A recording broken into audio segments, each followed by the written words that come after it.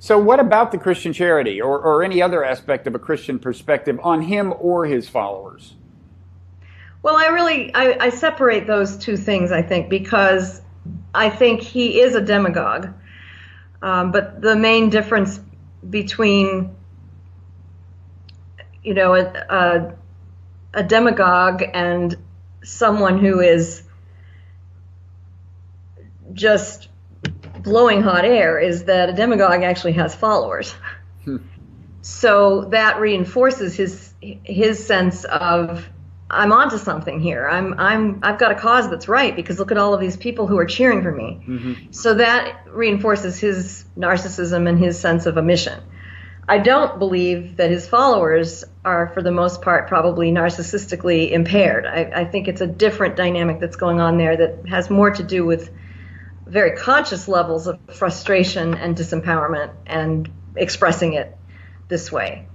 And in terms of the group dynamic, to a lesser extent, I also saw that with Bernie Sanders, that he also was tapping some serious discontent and frustration with the way things are, but from a completely different political perspective. Mm-hmm. So as far as, if Donald Trump or another person who was like him was in my congregation or had come to me to talk about their discontent about things, let's say, I mean, it's very hard because if the veneer is one of arrogance and superiority, then very quickly in the counseling relationship also comes this arrogance and superiority, and they begin to kind of put you down as the counselor and make it hard for you to actually form a relationship. And so I think having that understanding that underneath all this bravado is this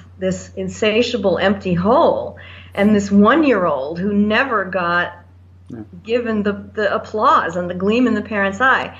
I can relate to the 1-year-old that's underneath there. Mm-hmm.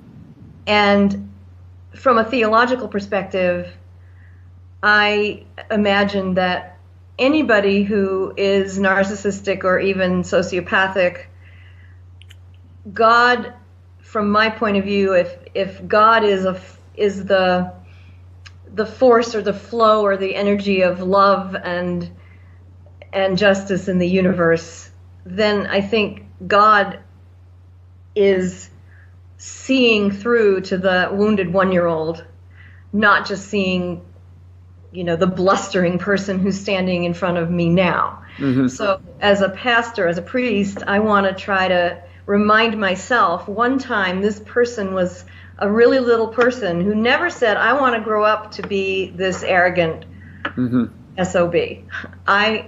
Nobody has that ambition. And had you been in that person's shoes, you would have wound up that person almost by definition. Well, different kinds of disorders come out of similar backgrounds. We can never predict which kind of neurosis or which kind of disorder is going to come. Mm-hmm. Another person in that circumstance actually, on some level, a personality disorder narcissism is more structured and more functional in the world than someone, for example, who just simply becomes massively clinically depressed. Right. Because their anger is so squelched and their true personality is so squelched, and you can't hate the parent because that's completely unacceptable, not even thinkable. Mm-hmm. So you begin to turn that inward on yourself and become very depressed. So another child might react that way. But they would all be reacting as human beings to the situation they're in. And that's the source of understanding that can be a source of love. That's right. Mm-hmm. And I think it is what allows therapists to work with narcissistic personality, the self-psychologists who do that as a specialty. I think they have to really ground themselves in some sense of compassion for the person who's wounded underneath, because otherwise you would just want to throw the person out of your office. I mean, right. So we end on a note of compassion for Donald Trump. That you are allowed to do by the rules of your profession, I suppose, is profess compassion without having had an in-office interview with him.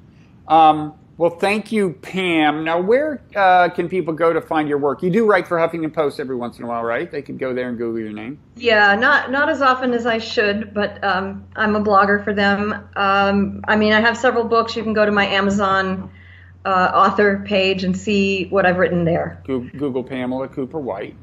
Well, thank you for all the...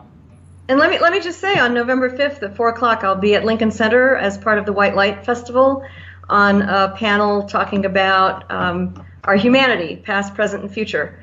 And so anyone who's in the New York area, I would welcome them to come to that event. It's free. Is that in the evening? It is at 4 o'clock. 4 o'clock, and a couple days before the election, so yeah, everyone will need a break from election, from the endless news about the election campaign. So, okay. We chose the topic actually on the basis of the lack of civility and the degradation of American public discourse. And so they wanted to have a panel talking about what does it mean to be human in this age. So it's actually quite timely. Well, and I'm afraid it will remain that for some time. I don't think the problem of incivility is going to go away after the election. But we're all probably more acutely aware of it by virtue of the election. So thank you so much, Pam, and I hope we'll have a chance to talk again. All right. Thanks, Bob. Okay. Bye-bye.